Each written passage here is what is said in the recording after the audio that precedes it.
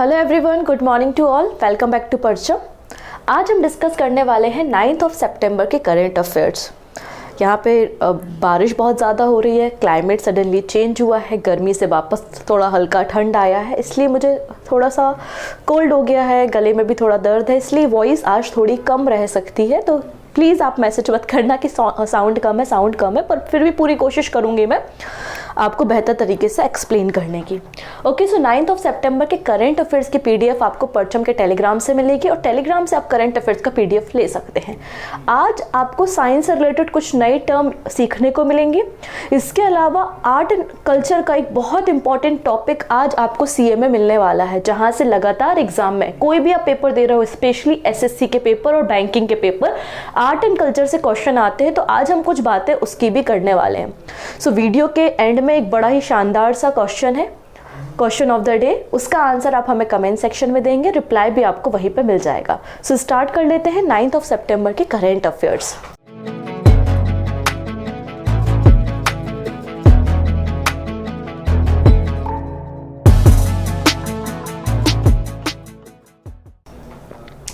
तो first number पे very important person, क्योंकि इस तरीके के क्वेश्चन एग्जाम में अक्सर फ्रेम होते हैं, स्पेशली एसएससी इस तरीके के क्वेश्चन पे ध्यान देता है। मैं बात कर रही हूँ Hindustani classical singer Malini Rajurkar, passed away recently at the age of 82। तो पहला क्वेश्चन तो यही बन जाएगा कि मालिनी रजौरकर कौन थी। तो एक हिंदुस्तानी शास्त्रीय गायिका, हिंदुस्तानी क्लासिकल सिंगर थी। इसके बाद इनका घराना वगैरह पूछा जा सकता है, या फिर पूछा जा सकता है कि किस स्टेट से ये बिलोंग करती थी। इस तरीके के क्वेश्चन एग्जाम में अक्सर फ्रेम होते हैं। तो एक हिंदुस्तानी क्लासिकल सिंगर थी मालिनी रजौरकर, जिनका निधन हो गया है। इन्होंने कई सारे जो मेजर फेस्टिवल हमारी कंट्री में होते हैं, जहाँ पे क्लासिकल म्यूजिक को रिप्रेजेंट किया जाता है, तो कई सारे ऐसे फेस्टिवल में इन्होंने पार्टिसिपेट किया। ध्यान से सुनिएगा, ये क्वेश्चन कई बार पूछा गया कि तानसेन समारोह कहाँ होता है। तो तानसेन समारोह ग्वालियर में इन्होंने पार्टिसिपेट किया था। नेक्स्ट है सवाई गंधर्व महोत्सव, जो कि पुणे में होता है, उसमें पार्टिसिपेट इन्होंने किया है। फिर शंकरलाल महोत्सव, जो कि दिल्ली में होता है, इसका भी हिस्सा मालिनी जी रही हैं। और घुनीदास सम्मेलन, ये मुंबई में होता है, इसका भी हिस्सा मालिनी जी रही हैं। तो आपको ये पता चल गया कि ये सम्मेलन क्लासिकल म्यूजिक से एसोसिएटेड है और कहाँ कहाँ पर होते हैं। ठीक है, मालिनी जी बेसिकली इनकी जो एक्सपर्टीज थी वो थापा और तराना स्टाइल ऑफ म्यूजिक में थी। किसमें थी? थापा या फिर Thapa and Tarana style of music में थी।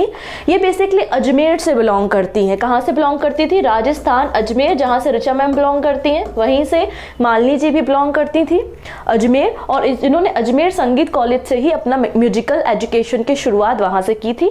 और इनको गाइडेंस देने का काम किसने किया था? तो गोविंद राव राजकुमार और गोविंद राव रजौरकर और वसंत राव रजौरकर ने इनको शिक्षा दी है, मतलब इनको गाइडेंस दिया है। बाद में वो उनके हस्बैंड भी बने थे, शादी भी कर ली थी उन्होंने। अब यहाँ पे मैं बात करने वाली हूँ किस घराने से थी। तो one of the important person ये रही हैं ग्वालियर घराने की। कहाँ से? ग्वालियर घराने से। और इन्हें बेसिकली ख्याल एंड तापा स्टाइल के लिए जाना जाता है हिंदुस्तानी क्लासिकल म्यूजिक में। अब यहाँ पे अगर हम बात करते हैं तो हमारी कंट्री में दो क्लासिकल म्यूजिक की ब्रांच आपको मिलती हैं। एक होता है आपका हिंदुस्तानी क्लासिकल म्यूजिक और सेकंड होता है आपका कार्नेटिक म्यूजिक। ठीक है, तो यहाँ पर आप देख सकते हैं कि हम यहाँ पे क्लासिफिकेशन या डिफरेंशिएशन देख रहे हैं कि हिंदुस्तानी एंड कार्नेटिक ट्रेडिशन में क्या डिफरेंस है। और इन दोनों के बारे में, इन दोनों टाइप के म्यूजिक के बारे में हमको इन्फॉर्मेशन भरत के नाट्य शास्त्र से मिलती है। कहाँ से जानकारी मिलती है हमको? ये नाट्य शास्त्र से हमको ये इन्फॉर्मेशन मिलती है। और गवर्नमेंट ऑफ इंडिया ने भी ऑफिशियली दो क्लासिकल म्यूजिक की जो ट्रेडिशन है या स्टाइल है उनको रिकॉग्नाइज किया है। एक है हिंदुस्तानी क्लासिकल म्यूजिक और दूसरा है कार्नेटिक क्लासिकल म्यूजिक। ये बेसिकली साउथ इंडिया में बहुत फेमस है। साउथ इंडिया में इसकी प्रैक्टिस की जाती है, जैसे कि केरला, कर्नाटका, तमिलनाडु, आंध्र प्रदेश एंड तेलंगाना में। और कार्नेटिक सिंगर जो बहुत फेमस सिंगर है, जहाँ से एग्जाम में कई बार क्वेश्चन पूछा है, वो है MS सुब्बलक्ष्मी। ये बेसिकली कर्नाटिक सिंगर से एसोसिएटेड है, म्यूजिक से एसोसिएटेड है। बाकी रेस्ट ऑफ इंडिया मतलब स्पेशली अगर आप बात करें नॉर्थ इंडिया में कौन सी ब्रांच बहुत फेमस है, तो हिंदुस्तानी क्लासिकल म्यूजिक कहाँ पर आपको देखने को मिलेगा, नॉर्थ इंडिया में देखने को मिलेगा। चूंकि मान लीजिए हिंदुस्तान क्लासिकल म्यूजिक से थी, इसलिए हम उसके बारे में कुछ बातें कर लेते हैं। जो हिंदुस्तानी क्लासिकल म्यूजिक होता है उसमें कुछ अलग प्रकार के इंस्ट्रूमेंट्स का यूज़ किया जाता है, और जो आपका कार्नेटिक म्यूजिक होता है उसमें अलग प्रकार के इक्विपमेंट्स या फिर इंस्ट्रूमेंट्स का यूज़ किया जाता है। तो हिंदुस्तानी क्लासिकल म्यूजिक में आपको तबला, सारंगी, सितार, संतूर, फ्लूट और वायलिन ये सारी चीज़ें देखने को मिलेंगी। तबला, सारंगी, सितार, संतूर, बांसुरी और वायलिन ये सारी चीज़ें आपको देखने को मिलेंगी। और हिंदुस्तानी जो क्लासिकल म्यूजिक होता है वो राग सिस्टम पे काम करता है। बेसिकली हिंदुस्तानी क्लासिकल म्यूजिक की 10 आपको मेन स्टाइल देखने को मिलेंगे। कितनी? तो 10 इसकी मेन सिंगिंग स्टाइल है हिंदुस्तानी म्यूजिक में। वो कौन कौन सी हैं? ध्रुपद स्टाइल। याद आया तानसेन जी के बारे में, रामतनु पांडे के नाम से जिन्हें हम जानते हैं। तानसेन अकबर के दरबार में रहा करते थे, तो वो ध्रुपद संगीत से ही तो एसोसिएटेड थे। तो ध्रुपद गायन, ख्याल घराना, ख्याल, तापा, चतुरंग, तराना, सरगम, ठुमरी, राग सागर, होरी एंड धमार, ये 10 जो है वो मेन स्टाइल है जिसमें हिंदुस्तानी क्लासिकल म्यूजिक को गाया जाता है, सिंगिंग की जाती है। ठीक है, अगली बात करते हैं ख्याल के बारे में। तो ये जो वर्ड ख्याल है इसका मतलब है इमेजिनेशन। ठीक है, आइडिया या फिर इमेजिनेशन से बेसिकली ख्याल शब्द आया है, जो कि एक पर्शियन शब्द है। और इसको लेकर कौन आए हैं? इसको ओरिजिनेट किया है आमिर खुसरो ने। किसने ओरिजिनेट किया है? आमिर खुसरो ने किया है। अब यहाँ पे जो ख्याल है, ख्याल म्यूजिक, उसके अलग अलग घराने आपको देखने को मिलते हैं।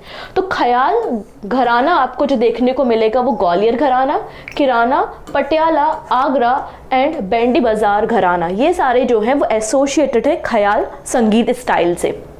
ठीक है, ग्वालियर घराना जिसमें सबसे पुराना है, वन ऑफ द ओल्डेस्ट जो घराना है वो ग्वालियर घराना है। और ग्वालियर घराने को मदर ऑफ ऑल घरानास कहा जाता है। वेरी इंपॉर्टेंट, सबसे ओल्डेस्ट घराना कौन सा है? ग्वालियर घराना है। Mother of all other gharanas किसे कहा जाता है? ग्वालियर घराने को कहा जाता है। इसके अलावा अगर हम बात करें ठुमरी के बारे में, तो ठुमरी के बेसिकली आपको 3 घराने देखने को मिलते हैं। बनारस, लखनऊ एंड पटियाला घराना ठुमरी से एसोसिएटेड है। और बेगम अख्तर बेसिकली ठुमरी के लिए ही जानी जाती है, मोस्ट पॉपुलर सिंगर है ठुमरी स्टाइल के लिए। जैसे हिंदुस्तानी क्लासिकल म्यूजिक में अलग अलग घराने आपको देखने को मिलते हैं अलग अलग स्टाइल में, लेकिन आपको कर्नाटिक म्यूजिक में इस तरीके के कोई भी घराने आपको देखने को नहीं मिलते। तो हमने क्या सीख लिया कि मालिनी जी जो थी वो ग्वालियर घराने से बिलोंग करती थी और थापा स्टाइल में जनरली वो गाना गाया करती थी, अजमेर से वो बिलोंग करती थी। क्लियर है? बाकी हमने कुछ एडिशनल इन्फॉर्मेशन दी है जो कि बहुत यूजफुल है। चलिए अगले पर्सन जो न्यूज़ में है उनके बारे में हम बात कर लेते हैं। हम बात करने जा रहे हैं moon man of India. Moon man of India, क्या चंद्रमा पे रहते हैं ये? नहीं भाई, चंद्रमा पे नहीं रहते। हमारे जो चंद्रयान 1 मिशन था, चंद्रयान 2 मिशन था, हमारा जो मॉम मतलब मंगलयान मिशन था, उसके one of the very important person जिन्होंने की रोल रिप्रेजेंट किया है वो कौन थे यहाँ पे? उनका नाम है मयाल स्वामी अन्नादुराई, इसलिए इन्हें मून मैन ऑफ इंडिया के नाम से जाना जाता है। पहले इसरो में थे, अब इसरो से रिटायर हो चुके हैं। So moon man of India Mylswamy Annadurai join the board of SS innovation. तो इन्होंने एसएस इनोवेशन को ज्वाइन किया है, बोर्ड ऑफ डायरेक्टर के द्वारा ये फैसला लिया है। और बेसिकली एसएस इनोवेशन की भी जो सर्जिकल रोबोटिक आर्म है उसको इन्होंने ज्वाइन किया है। तो जो सर्जरी वगैरह में रोबोट्स डिजाइन किए जाते हैं उसका अब ये हिस्सा होने वाले हैं। अन्नादुराई जी को मून मैन ऑफ इंडिया के नाम से जाना जाता है क्योंकि इनका चंद्रयान मिशन जो इसरो का मिशन था उसका जो कंट्रीब्यूशन है उसमें ध्यान रखते हुए, इसलिए गवर्नमेंट ऑफ इंडिया ने इन्हें पद्मश्री अवार्ड भी दिया था। ठीक है, इसके अलावा ये प्रोग्राम डायरेक्टर भी रहे हैं मॉम मिशन के, मार्स ऑर्बिटल मिशन के। इसरो से 2019 में रिटायर हो गए थे और रिटायरमेंट के बाद इन्होंने डॉक्टर अन्नादुराई ने vice president for Tamil Nadu state council for science and technology के रूप में काम किया था। अब ये एसएस इनोवेशन का हिस्सा होने जा रहे हैं। ठीक है, इन्हें 2016 में गवर्नमेंट ऑफ इंडिया ने पद्मश्री अवार्ड भी दिया था। अगर हम बात करें एसएस फाउंडेशन या एसएस इनोवेशन के फाउंडर के बारे में एंड सीईओ के बारे में, चेयरमैन के बारे में, so founder, chairman and CEO of SS innovation कौन है? डॉक्टर सुधीर प्रेम श्रीवास्तव। क्लियर? चलिए नेक्स्ट पर्सन यहाँ पे जो न्यूज़ में है उनका नाम है राधिका। क्या नाम है इनका? राधिका, जो कि एक जर्नलिस्ट है। So Harper Collins released a book fire on the Ganges by the Radhika Iyengar. हम सभी को पता है, अगर आप काशी विश्वनाथ जाते हैं या फिर गंगा नदी के किसी भी आप तट पे पहुंचते हैं तो आपको कई सारी वहाँ पे डेड बॉडी बर्न होती हुई दिखाई देंगे, क्योंकि हिंदुओं में मान्यता होती है कि जो डेड बॉडी होती है उनको अगर गंगा नदी में बहाया जाए तो मतलब मोक्ष की प्राप्ति होती है, ऐसा हिंदुओं में मान्यता चलती है। तो जनरली गंगा रिवर के किनारे जो घाट होते हैं वहाँ पर आपको इस तरीके की प्रोसेस देखने को मिलती है। तो उसी से इन्होंने की क्या एसोसिएशन है गंगा का और डेड बॉडी का, और आफ्टर लाइफ क्या होता है, तो उसी के रिगार्डिंग इन्होंने एक बुक लिखी है जिसका नाम है fire on the Ganges, life among the dead in Banaras. इसका ऑथर कौन है? राधिका इंगर है, और इस बुक को रिसेंटली रिलीज किया गया है।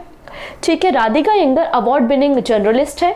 इन्हें 2018 में red ink award for excellence in Indian journalism भी दिया गया था 2018 में।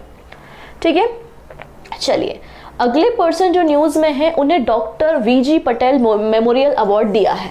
Basically doctor VG Patel memorial award उस पर्सन को दिया जाता है जो हमारी कंट्री में अलग अलग राज्यों में स्टार्टअप को बढ़ावा देता है और एक मेंटोर की तरह काम करता है जो एंटरप्रेन्योर होते हैं उनके साथ मिलके। तो ये काम इन्होंने किया है, इसलिए सत्यजीत मजूमदार को doctor VG Patel memorial award 2023 दिया गया। डॉक्टर सत्यजीत मजूमदार है, वो मुंबई में प्रोफेसर है Tata institute of social science में, और इन्हें डॉक्टर बीजी पटेल मेमोरियल अवार्ड दिया है इनके वर्क के लिए इन promoting and strengthening entrepreneurship in India. ठीक है, इन्हें वाइडली हम father of entrepreneurship movement in India के नाम से भी जानते हैं। इन्होंने अभी तक 350 स्टार्टअप को मेंटोर किया है, उनको गाइडेंस दिया, जिनमें से 40 जम्मू एंड कश्मीर में ही है। ठीक है, चलिए अब बात करते हैं स्पोर्ट्स के बारे में। तो रिसेंटली यहाँ पर 26 एडिशन, कौन सा एडिशन? 26वां संस्करण 26 एडिशन कंक्लूड होने पे, अभी हुआ नहीं, 10 सितंबर को कंक्लूड होगा। एशियन टेबल टेनिस चैंपियनशिप 2023 कहाँ हो रही है? साउथ कोरिया में हो रही है। कौन सा एडिशन है? 26 एडिशन है। भारत को कौन सा मेडल मिला है? तो भारत की जो मिक्स टीम है, मेंस टीम है, उसको यहाँ पर ब्रोंज मेडल मिला है। ठीक है, so Indian men's team von bronze medal at Asian table tennis championship 2023। ठीक है, बेसिकली इन्होंने सेमीफाइनल में किससे हारे हैं? तो सेमीफाइनल में ये चाइनीज ताइपे या फिर ताइवान की टीम से हमारे भारत की जो टीम है, इंडिया की मेंस टीम, वो हार गई है। ठीक है, बेसिकली यहाँ पे जो सेमीफाइनल मैच में टीम हारती है वो, और 1, 2, 3 जो टॉप तीन टीम होती हैं वो, इन सबको मेडल मिलता है। तो जो सेमीफाइनल में पहुंची वाली टीम है और जो 3rd नंबर पे टीम आती है, दोनों टीम्स को ब्रोंज मेडल मिलते हैं। तो भारत 1st, 2nd या 3rd नहीं आया, ये सेमीफाइनल में हार गया था, लेकिन इसको फिर भी ब्रोंज मेडल दिया है। तो team which loses the semifinal match is awarded a bronze medal along with the 3rd place team. ठीक है, तो इसलिए याद रखना कि 2 टीम्स को आपको ब्रोंज मेडल देने पड़ेंगे। ठीक है, इतनी चीजें। अब इंडिया की जो मेंस टीम है इसने ब्रोंज मेडल जीता है और लॉस्ट किया है सेमीफाइनल में चाइनीज ताइवान के साथ, और ये जो फाइनल मैच हो रहा था वो रिपब्लिक ऑफ कोरिया में हो रहा था। हमारा ये जो एशियन टेबल टेनिस चैंपियनशिप हो रहा है उसमें हमारी जो मेंस की टीम थी उसमें आपको 3 टेबल टेनिस प्लेयर्स देखने को मिलेंगे। इन तीनों के नाम आपको याद रखने हैं। पहले पर्सन है शरद कमल। कई बार पूछा जाता है कि शरद कमल का एसोसिएशन किस गेम से है, तो ये टीटी मतलब टेबल टेनिस से एसोसिएटेड है। हरमीत देसाई एंड साथियान ज्ञानेशकरण। ठीक है, तो ये तीनों प्लेयर्स जो हैं वो हमारी इंडिया के मेंस टीम के हिस्सा थे। अब बात कर लेते कि गोल्ड, सिल्वर और ब्रोंज किसने मिला है। तो गोल्ड जीता है चाइना की टीम ने। चाइना की टीम ने गोल्ड मेडल जीता है। ठीक है, तो गोल्ड मेडल चाइना की टीम ने है। इसके अलावा अगर हम बात करेंगे सिल्वर मेडल, तो सिल्वर मेडल चाइनीज ताइपे या ताइवान की टीम ने जीता है, और ब्रोंज मेडल 3rd प्लेस पे आया है साउथ कोरिया। ठीक है, ये एशियन जो टेबल टेनिस चैंपियनशिप हो रही थी, एक क्वालिफाइंग स्टेज थी फॉर द पेरिस 2024 ओलंपिक्स के लिए। ये 26 नंबर का एडिशन था international table tennis federation Asian table tennis championship, जो कि साउथ कोरिया में 3 से लेकर 10 सितंबर के बीच में हो रही थी। अब बात कर लेते हैं हमारी वीमेंस टीम का क्या हाल है। तो हमारी वीमेंस टीम ने भी यहाँ पे पार्टिसिपेट किया था और हमारी उस टीम में थी मनिका बत्रा, जहां से एग्जाम में क्वेश्चन भर भर के आते हैं कि मनिका बत्रा का रिलेशन किस गेम से है। 2-4 प्लेयर ना एकदम रट लो, रात को भी कोई ऐसा नींद से जगा है ना मनिका बत्रा, अदिति अशोक, तो बिल्कुल मुंह पे नाम होना चाहिए कि हाँ भाई ये इस गेम से है, क्योंकि ये रिपीटेड क्वेश्चन है एग्जाम के। ठीक है, तो अगर वीमेंस टीम के बारे में बात करते हैं तो गोल्ड मेडल जीता है अगेन चाइनीज वीमेन टीम ने, और इन्होंने डिफीट किया था साउथ कोरिया की टीम को।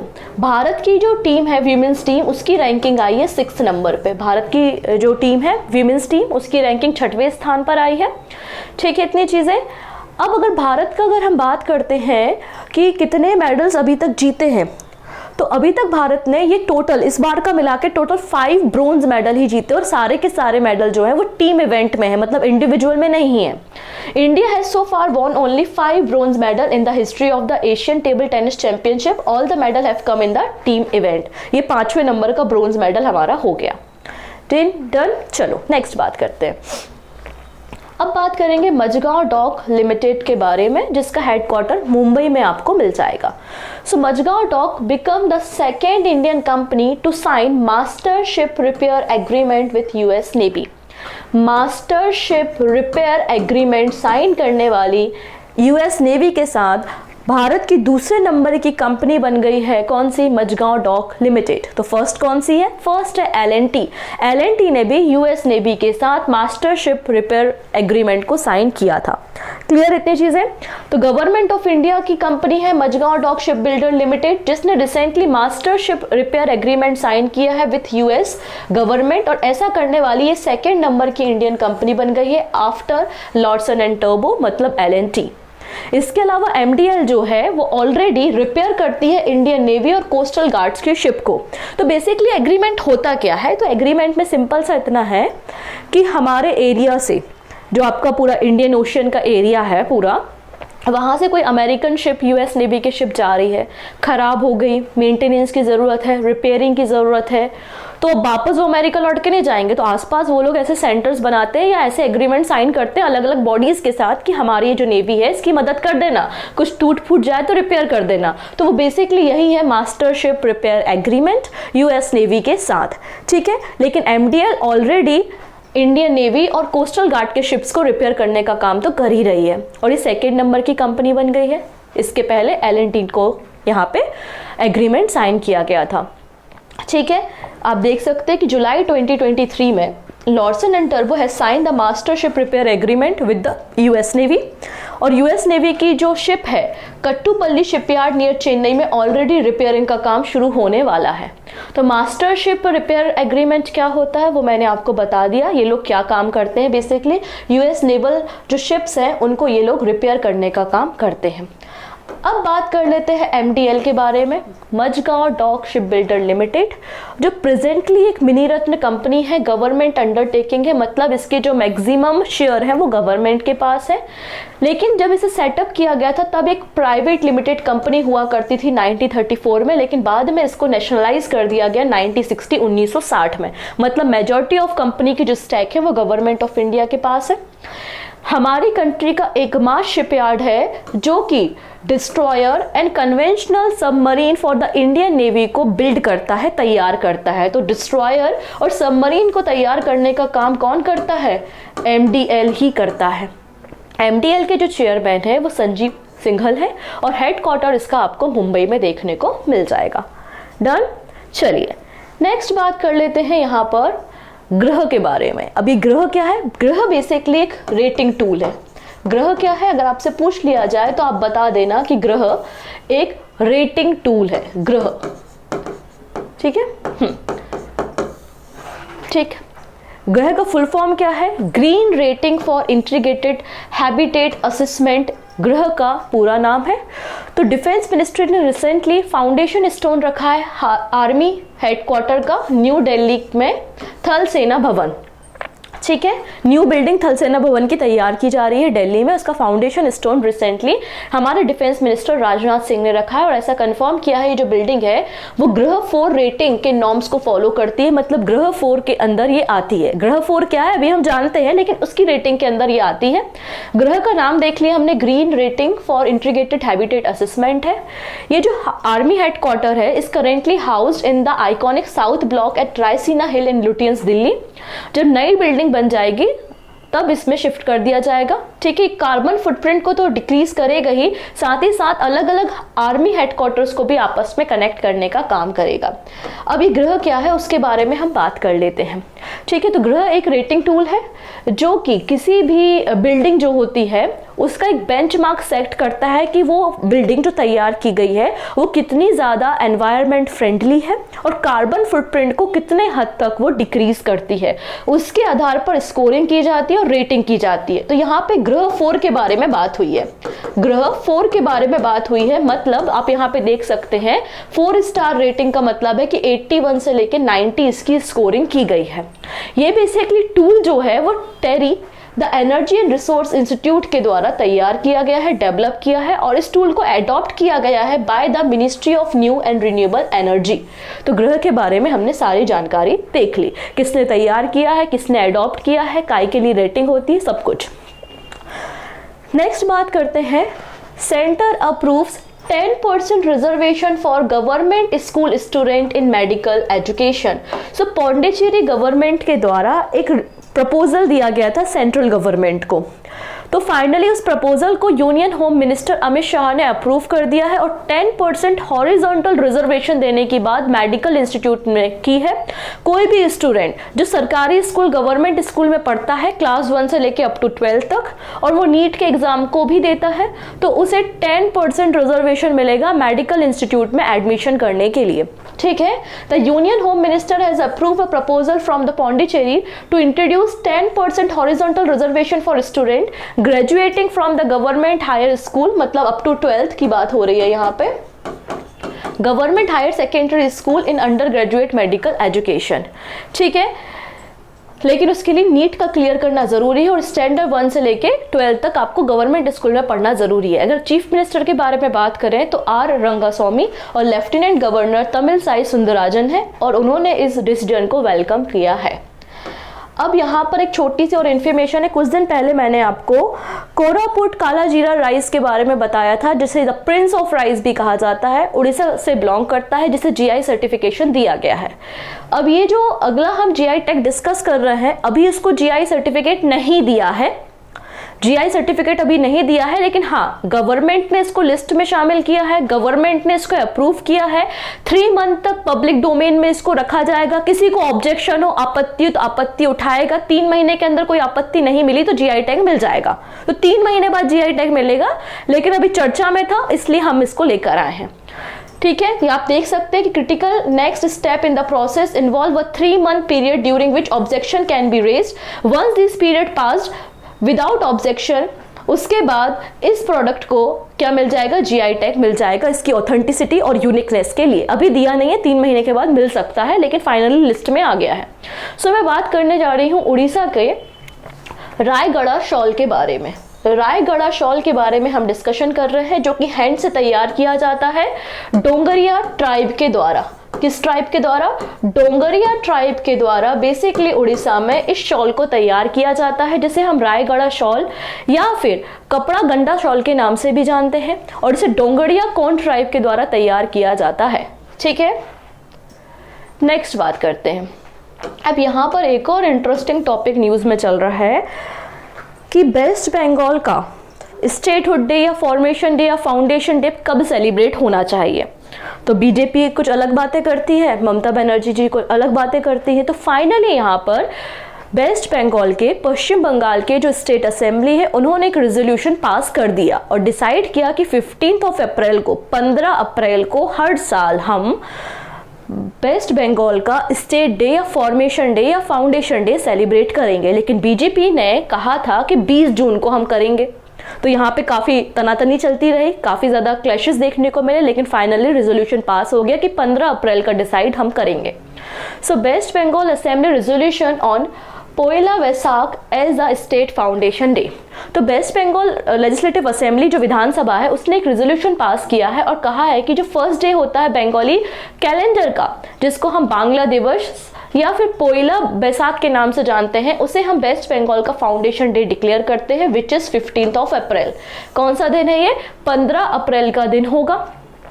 इस रेजोल्यूशन को under Lok Sabha rule 169, basically Lok Sabha ने स्टेट की जो असेंबली है उसके रूल के अंतर्गत इसको पास किया गया है और 15 अप्रैल को वेस्ट बंगाल फाउंडेशन डे या फिर बांग्ला दिवस या फिर पोयला वैसाख के रूप में सेलिब्रेट किया जाएगा। इसके अलावा अगर हम बात करेंगे रविन्द्रनाथ टैगोर जी के बारे में, रविन्द्रनाथ टैगोर जी की एक रचना है जिसका नाम है बंगलार माट एंड बंगलार जल, मतलब बंगाल की माटी और बंगाल का जल। तो Bengal soil and Bengal water, इसे स्टेट सॉन्ग बना दिया जाएगा। इस रेजोल्यूशन को भी पास किया गया है स्टेट असेंबली से। समझ में आया? तो 15 अप्रैल का दिन आपको याद रखना है।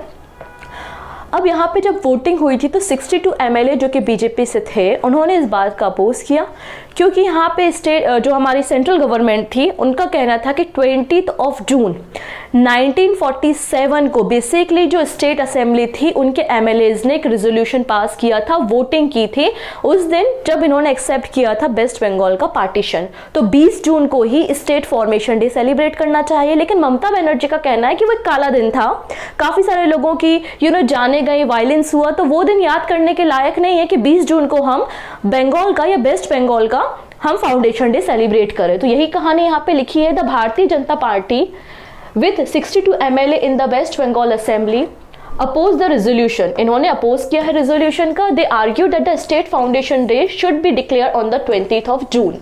इनका ये कहना है। तो 20 जून मैंने बता दिया, पार्टीशन ऑफ बंगाल के लिए वेस्ट बंगाल की असेंबली में ये MLA में वोटिंग हुई थी 1947। उस दिन को बेसिकली फॉर्मेशन डे के रूप में बनाना चाहते हैं, लेकिन इस बात को डिनाई किया है ममता बनर्जी ने। इसके अलावा यहाँ पर एक और इंटरेस्टिंग बात यह है कि वेस्ट बंगाल की असेंबली ने 2018 में एक बिल पास किया था और सेंट्रल गवर्नमेंट के पास भेजा था। जैसे कि केरला अपना नाम चेंज करा के केरलम कराना चाहता है, वैसे ही वेस्ट बंगाल स्टेट जो है वो अपना नाम चेंज करा के बांग्ला कराना चाहता है, हिंदी, इंग्लिश और बंगाली में।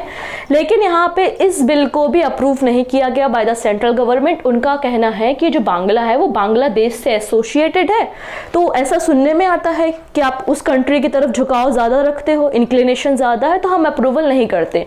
तो उसके लिए वेस्ट बंगाल असेंबली ने अपना भी एक फैसला दिया था कि जैसे कि पंजाब जो है वो भारत में भी है, पाकिस्तान में भी है, तो वैसे ही यहाँ पर भी ये सिमिलर चीज़ें हो सकती हैं। लेकिन अभी तक इस बिल को होल्ड पे ही रखा हुआ है, पास नहीं किया गया है by the central government. Okay, चलिए अब कुछ यहाँ पे एक्स्ट्रा जानकारी समझिए अगली न्यूज़ को समझने से पहले, ठीक है।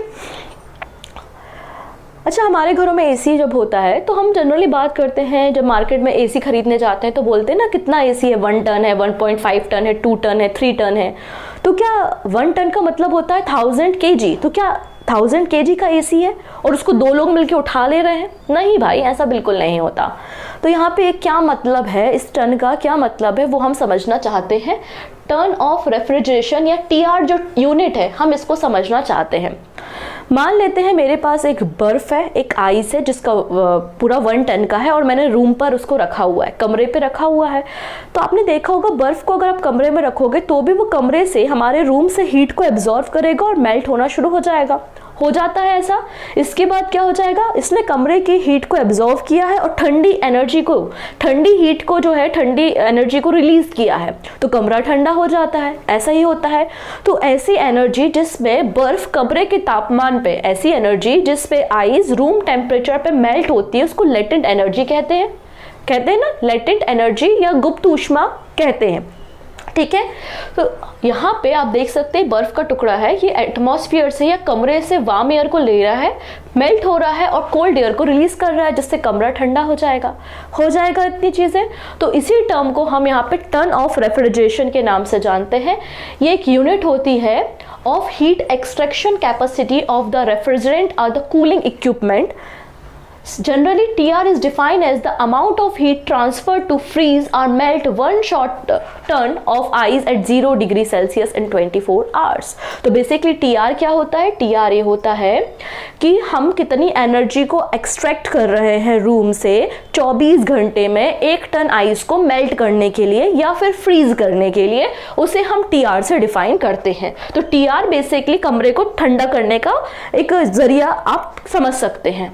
अगर और अच्छे से इसको समझेंगे तो आप अगर बात करते हैं लेटेंट हीट के बारे में, एक कमरे में आप आइस को रख दीजिए और आइस कुछ समय बाद खुद ब खुद मेल्ट होना शुरू हो जाएगा. आपको एडिशनल एनर्जी देने की जरूरत नहीं है क्योंकि वो रूम से ही एनर्जी को एडॉप्ट करेगा, एब्जॉर्ब करेगा और फिर मेल्ट होना शुरू हो जाएगा. तो यहाँ पे जो आइस की लेटेंट हीट होती है, याद रखेंगे आइस की जो गुप्त ऊष्मा या फिर लेटेंट हीट होती है वो 335 kg या फिर किलो जूल पर kg होती है. ठीक है, ये लेटेंट हीट होती है आइस की, तो मैंने 335 यहाँ पे रखा है. लेकिन हम बात कर रहे हैं टन में, इसलिए 1000 का मल्टीप्लाई करा दिया, तो 1000 इंटू 335 और 24 घंटे में कितनी एनर्जी एक्सट्रैक्ट हो रही है? तो 24, और इसको कर दिया कन्वर्ट 3600 में, तो 3.5 किलो जूल पर सेकेंड. तो ये कहलाता है आपका 1 टन ऑफ रेफ्रिजरेशन, मतलब 1 TR is equal to 3.5 kilo joule per second होता है. डन? इतना समझ में आया? क्यों समझाया मैंने? ये पूरी पिक्चर आपको समझाने के लिए थोड़ी सी जानकारी देना जरूरी था. यहाँ पे आबू धाबी बेस्ड एक कंपनी है, ठीक है, जो कि कूलिंग सर्विस प्रोवाइडर है, जिसका नाम है टेबरीट. ये रेडी है इन्वेस्ट करने के लिए $200 मिलियन और एशिया का लार्जेस्ट डिस्ट्रिक्ट कूलिंग प्रोजेक्ट को तैयार करेगी. कहाँ पर? हैदराबाद में. और इसके लिए वो इन्वेस्ट भी करेगी, और इन्वेस्टमेंट क्या किया जाएगा? तो यहाँ पर एक इंफ्रास्ट्रक्चर तैयार करेगी 1,25,000 TR का. ठीक है, कहाँ पर? हैदराबाद फार्मा सिटी में. इससे क्या होगा? इससे ये होगा कि 6,800 gigawatt hour of power as well as 41,600 mega litre of water की हम सेविंग कर सकते हैं, और हम कार्बन फुटप्रिंट को भी 6.2 million ton carbon dioxide emission को भी रिड्यूस कर सकते हैं. ठीक है, नेक्स्ट, ये है हेमंत सोरेन. कौन है भाई? ये झारखंड के सीएम है. सो झारखंड कैबिनेट ने अप्रूव किया है 1000 पेंशन फॉर ट्रांसजेंडर कम्युनिटी. तो यहाँ पर झारखंड की कैबिनेट ने अप्रूवल दिया है कि जो स्टेट की सोशल सिक्योरिटी स्कीम है उसके अंतर्गत जो ट्रांसजेंडर कम्युनिटी स्टेट में रहती है उनको हर महीने per month 1000 rupees as a pension दिया जाएगा. और ट्रांसजेंडर जो है उनको ओबीसी कैटेगरी में इंक्लूड किया जाएगा. ठीक है, और ट्रांसजेंडर जो पर्सन होंगे उनके लिए थर्ड जेंडर अलॉट किया जाएगा. और जो भी पर्सन जो किसी कैटेगरी में नहीं है, रिजर्वेशन का कोई फायदा नहीं मिल रहा, वो सारे ट्रांसजेंडर ओबीसी कैटेगरी में इंक्लूड किए जाएंगे. ओके, नेक्स्ट बात कर लेते हैं, और आई थिंक ये लास्ट बात है आज की, 1 आवर ट्रेड सेटलमेंट सेबी. अब देखो पिक्चर को थोड़ा सा समझो. होता क्या है, मान लेते हैं कि मैंने कोई शेयर परचेज किया, कुछ समय बाद हम शेयर को बेच देते हैं. हम शेयर को बेच से सामने वाले व्यक्ति ने उसको खरीदा, तो वो हमें पैसा देगा और वो जो सिक्योरिटी थी वो उसके अकाउंट में ऐड ऑन हो जाएगी. इस पूरी कहानी को होने के लिए शेयर को खरीदना, बेचना, सिक्योरिटी का ऐड होना, पैसे का आना, ये पूरी जो कहानी है इसको कंप्लीट होने में अभी आज की डेट में T+1 लगता है, मतलब 24 आवर्स का समय लगता है, 24 घंटे का समय लगता है. पर सेबी चाहता है कि ये सारी प्रोसेस 1 घंटे में हो जाए, इसलिए यहाँ पे नाम है 1 आवर ट्रेड सेटलमेंट. और यहाँ पे सेबी ने कहा है कि 1 आवर ट्रेड सेटलमेंट प्लान कर रही है सेबी नेक्स्ट ईयर मार्च तक इसको लॉन्च कर देगी. ठीक है, in 1 hour settlement if an investor sells a share the money will be credited to their account in an hour and the buyer will get the share in their demat account within a hour. तो यहाँ पे जो बेच रहा है उसके account में पैसा जाएगा, जिसने खरीदा है उसके अकाउंट में डीमेट अकाउंट में वो सिक्योरिटी ऐड हो जाएगी. और ऐसा प्रोसेस 1 घंटे में होगा. और ये सुविधा कब से शुरू होगी? मार्च नेक्स्ट ईयर से होगी. बेसिकली अभी जो सेटलमेंट है, हमेशा सेटलमेंट जो है वो 2 वे प्रोसेस होता है, लेकिन इसके लिए अभी जो समय लग रहा है वो T+1 मतलब 24 आवर्स का लग रहा है. क्लियर है। हालांकि ये भी बहुत बड़ी अचीवमेंट की बात है कि T+1 जो ट्रेड सेटलमेंट है, ऐसा करने वाला भारत जो है वो एक्चुअली सेकेंड नंबर का कंट्री है after China. India became the second country in the world to start the T+1 settlement cycle in the top listed security after China. Clear. और डीमेट अकाउंट क्या होता है? तो डीमेट अकाउंट आपको facility provide करता है कि आप इलेक्ट्रॉनिक फॉर्मेट में अपने शेयर एंड सिक्योरिटी को होल्ड कर सको। डन। चलिए अंत में बात कर लेते हैं कुछ शॉर्ट न्यूज के बारे में। आवाज तो क्लियर है ना? अब देखो, एक बहुत अच्छी बात की नागालैंड गवर्नमेंट ने, काश मैं भी वहाँ पे पढ़ाई कर रही होती स्कूल के टाइम पे और फिर सैटरडे और संडे 2 दिन ऑफ मिलता। सो नागालैंड गवर्नमेंट ने कहा यार टीचर्स को भी तो अपनी फैमिली के लिए टाइम चाहिए और बच्चे भी एनवायरनमेंट फ्रेंडली हो, बाहर खेलें कूदें, ओवरऑल उनका डेवलपमेंट हो, इसलिए Saturday holiday. Okay, so Nagaland government has announce Saturday to be the holiday for all school in the state. Very good. Next है फाइनेंशियल सर्विस इंस्टीट्यूट ब्यूरो के द्वारा SBI के मैनेजिंग डायरेक्टर के रूप में अपॉइंट किया गया है विनय टोनसे को। विनय टोनसे मैनेजिंग डायरेक्टर या MD होंगे स्टेट बैंक ऑफ इंडिया के। अब देखो, चेयरमैन की जब बात करते हैं तो दिनेश कुमार खारा जी हैं। बड़ी न्यूज़ हो जाती है। अब किसी ऑर्गेनाइजेशन में 4-5 MD है तो सबके बारे में पढ़ना मतलब थोड़ा सा जान लिया कि आलोक कुमार है, अश्विनी कुमार है और अब ये भी बन गया है विनय टोनसे। ये सभी MD हैं SBI के। ठीक है। नेक्स्ट है Mahindra and Mahindra will be associate sponsor with a star sports for the ICC cricket world cup which start next month. 5 अक्टूबर से ICC क्रिकेट वर्ल्ड कप की शुरुआत होनी है। स्टार स्पोर्ट्स के साथ एसोसिएट स्पॉन्सर बन गया है महिंद्रा एंड महिंद्रा। ठीक है, देख सकते हैं आप यहाँ पे associate partner Mahindra and Mahindra बन गया है with star sport and Disney plus hot star तो ऑलरेडी को पावर्ड है। डिजिटल स्ट्रीमिंग स्पॉन्सरशिप इसके पास है। ठीक है, चलिए अब कुछ क्वेश्चंस के बारे में बात करते हैं। वर्ल्ड की लार्जेस्ट नटराज स्टैच्यू जिसे भारत मंडपम G20 वेन्यू पे इंस्टॉल किया गया है, इसे किसके द्वारा डिजाइन किया है? सो आंसर है Radha Krishnan Satpathy. Option D is the right answer. Hindi में कोई मिस्टेक है तो वो मेरी मिस्टेक नहीं, गूगल ट्रांसलेशन की मिस्टेक है। ठीक है, तो मेरे को ब्लेम मत करना। नेक्स्ट बात करते हैं। हम सभी को पता है कि first traditional medicine global summit Bharat में हुई है, गुजरात में हुई है और वहाँ पे गुजरात डिक्लेरेशन डॉक्यूमेंट सामने आया है। इसे रिलीज किसने किया? तो WHO ने किया है। Option B is the right answer. Department of telecommunication के सेक्रेटरी कौन बन गए हैं? तो कौन बन गए हैं? ऑप्शन देखिए, नीरज मित्तल। कल हमने देखा था, ऑप्शन D करेक्ट हो जाएगा। उमियम लेक के बारे में मैंने आपको बताया था, तो उमियम लेक कहाँ पर है? One of the largest artificial lake है मेघालय की। Option D is the right answer.